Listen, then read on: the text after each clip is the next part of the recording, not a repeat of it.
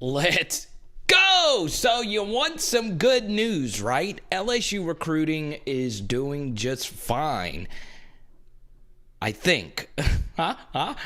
We'll talk about the big story that I want to cover today. But, I do want to pump some good news into the atmosphere because 7 of LSU's 14 commits have decided to do this solid thing where they tweet out the word solid just to reaffirm their verbal commitment.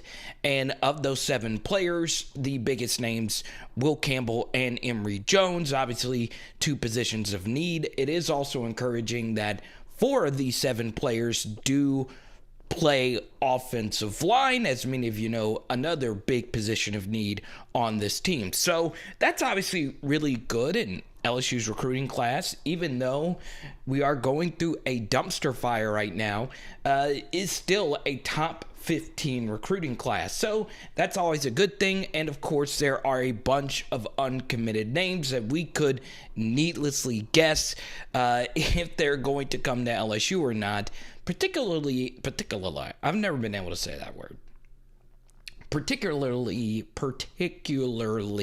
in the state of Louisiana, Jacoby Matthews, the 5-star safety. You can look at a guy like Quincy Wiggins, Kendrick Law, Chaz Preston. A lot of you that are familiar with recruiting know those names. Austin Osbury, a really good 4-star defensive back. Those are all names that are in the state of Louisiana that are big-time prospects that you hope actually ends up committing to LSU. Now, it does get tougher because, once again, the early signing period is just around the corner, and the likelihood that LSU actually has a coach by then is pretty small. So, yes, this recruiting class could go south really quickly, and LSU very well could miss out on some big names in the state of Louisiana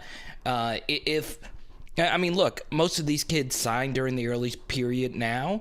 I just have a hard time believing that a good number of these elite Louisiana prospects and just elite prospects in general are going to commit to LSU without knowing what the future holds. Now, once again, it is good news that half of the committed class has already said solid LSU tiger emoji. Well, it's not an LSU tiger emoji. It's just a tiger emoji. Trust you, that is a really good thing. But it is important to note that most of the guys that did do the solid emoji, outside of course, Campbell and Jones, were some of the lower rated players in this class. So, once again, not any offense to them, but still, it would be nice to see LaTerrence Welch do it, Jake Johnson do it, and obviously the big name here, Walker Howard. Now, once again, let me say this. Tweeting out solid with the tiger emoji is really cool for social media, likes, dopamine hits, whatever you want to call it, but it honestly, in the grand scheme of things, even though it is positive, it is good to know that these players are still very confident in LSU. It means nothing until you actually sign on the dotted line. So, once again, while it is good to see that, it is far from a certain thing. So, just because Walker Howard hasn't done it yet doesn't mean you should panic. However, there is something to look at if you actually read between the tea leaves. So Walker Howard, as many of you know, the son of Jamie Howard. Shout out to Van, who super chatted me earlier this week to talk about Walker Howard on our live stream. And as many of you know, he is one of my favorite recruits to ever talk about. It is really exciting that Louisiana has a 5-star quarterback for the first time since Ryan Perilou. So it's crazy that Louisiana has pumped out all this talent, all these 5-stars, and has yet to produce a 5-star quarterback for as long as it's been. So the fact that this is even a possibility for LSU is really cool. And it does help out that Walker Howard, of course, is already committed. And it also helps that Walker Howard's dad, Jamie, played at LSU. So truth be told, if you were to ask me right now, do you think Walker Howard will end up staying with his commitment to LSU? let me share this information before I make a final proclamation here. There is something to worry about. So Walker Howard is set to visit Ole Miss, okay? And of course, Ole Miss is coached by Lane Kiffin. Now, a lot of you have different opinions about Lane Kiffin as being the next head coach at LSU, but I do want to include that, well, Lane Kiffin right now for the class of 2022 does not have a quarterback committed. So for those that don't follow recruiting that closely, I've always said this before, I am not a recruiting insider. I'm not a Julie Baldwin, Sam Spiegelman, Shea Dixon. I don't look at it like every single day, and I once again don't actually talk to the recruits, but just based on some of the recruiting research we've done, it is pretty clear that quarterbacks commit earlier than other prospects normally do. And it makes a lot of sense because only one quarterback plays. So, when a quarterback commits pretty early, normally most recruiting classes only have one quarterback. So that's why when you're actually recruiting quarterbacks, it's important to get them committed early if you really do like one. So Ole Miss is tricky. I know Walker Howard's name has been tied to Notre Dame, but still, Notre Dame is Notre Dame, whereas Ole Miss is still in the SEC. And truth be told, Ole Miss does have a quarterback right now that is in the Heisman race, Matt Corral, who right now would have a very good case to actually win the award. So, look, Ole Miss doesn't have a quarterback committed. Walker Howard is mentioned, and Jamie Howard himself says it is a little scary that you don't know what type of offense LSU is going to run next year. You don't know who the offensive coordinator is actually going to be. So don't get it twisted. I would love Walker Howard to go to LSU. Trust me, I'm dying for the opportunity to see Walker Howard in the purple and gold. But understand that recruiting is recruiting, and if you're a quarterback, you have to do what's best for you. And I do think he ends up picking LSU. I do think LSU is the best option for him, but understand that these circumstances aren't the absolute best, especially considering when Walker Howard actually committed to LSU. Well, that was the Steve Ensminger LSU days.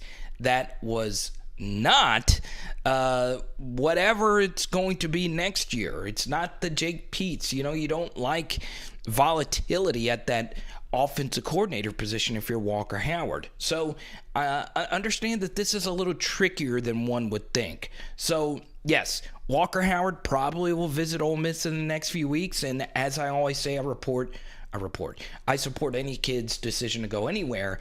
I am crossing my fingers, though, that Walker Howard actually ends up picking LSU. I would cry because, yes, recruiting doesn't all fall on one player. It just doesn't, and never has and never will. But if that one player is a 5-star quarterback in the state of Louisiana and he just happens to be worthy of all that hype just based on his high school tape. And by the way, we have done multiple Walker Howard film studies that you could see for yourself. Well, you could see why this is important. So, look, it's not the be-all, end-all. If for some reason Walker Howard flips, I still think it is a very low likelihood. I still think he ends up picking LSU. But if LSU wasn't LSU, if LSU wasn't the legacy school, there is no way a 5-star quarterback would be committing or staying with their commitment into a completely blind situation. At other positions, you can kind of sort of finagle your way in different offenses and defenses, but not at quarterback. It really is important to know what you're walking into if you play that position. So yeah, it's pretty wild if you're Walker Howard right now. And there's an extra curveball into all of this. the injury factor. Walker Howard, of course, had an injury earlier this season. He's been missing some time. He just got back on the practice field and said if his team made the state championship game, he could potentially play in that game. So he's already dealing with a lower body injury. So during this gruesome rehab, he has seen the program that he has wanted to play for his entire life basically melt down. And look, it does help that his good friend Will Campbell is still committed to LSU. He's also has a relationship with Emery Jones. And to me, the final X factor, as we always say for the end of the video. So before I give you this final nugget, I would highly recommend LSU offer a certain Louisiana prospect. That is Jordan Allen, a really talented three-star defensive back at LCA, where Sage Ryan played his high school ball. There's also another LCA player that is currently committed. Once again, this video is all about Lafayette, baby. The 337, let's go.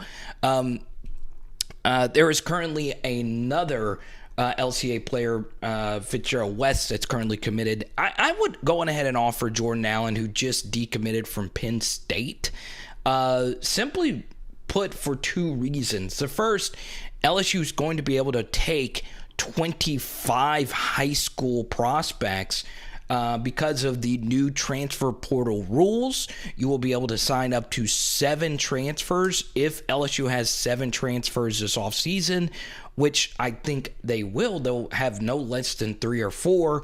So I would go on ahead and get aggressive and offer Jordan Allen. And look, there might be a reason why he hasn't been offered. Maybe LSU's not in love with this tape, but this just simply goes for any defensive back. I would offer a few other defensive backs because, well, look at where LSU currently is right now. Look at what's happened these past couple of seasons. Coming off a bye week, LSU will be without 4 of their 5 best defensive backs, and that includes a recently injured Cordell Flott. And on top of that, LSU's defensive backfield, you can make a really strong case, has been the one ravaged the most by injuries. And this seems to be a reoccurring issue at LSU. And look, a lot of defensive backs get injured. It's a physical game.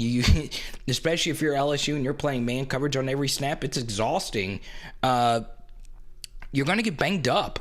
So we need as many defensive backs as we possibly could get. So you don't want to get yourself in this spot again. Now, I would be interested to see some Matthew Langlois and Derek Davis Jr. pretty soon, and a few other names. But still, DB is just so valuable. It really is. So I don't mind missing on a defensive back as much as I do missing on a defensive lineman. Now, let's get to this final nugget here. The one major X factor that makes me pretty confident that LSU will land Walker Howard, Jack Bech, right? So Walker Howard and Jack Bech have a really strong relationship. Jack Bech, of course, is setting some records, or he will set some records if he keeps going the way that he's going as a true freshman wide receiver this year. Walker Howard and Jack Bech just tore up the state of Louisiana at St. Thomas More. Also, Carter Arsenault is a walk-on wide receiver for LSU. So I still feel pretty good about my favorite quarterback to ever commit to LSU, Walker Howard, staying committed to LSU. But I totally understand if he wanted to go somewhere else. Now, a remedy to that situation, if Walker Howard really wanted to play for Lane Kiffin, one major remedy right here is, would LSU actually hire Lane Kiffin to be its next head coach? We did an entire video on that yesterday. It might be floating in your face by now. Hope you enjoyed this video today. Once again, we'll have the LSU Bama preview out and less than 24 hours. And don't forget, we are doing a pregame live stream, experimenting with something new this Saturday. It's little burp, instead of the normal halftime and postgame live stream. It is Power Hour LSU. Boom!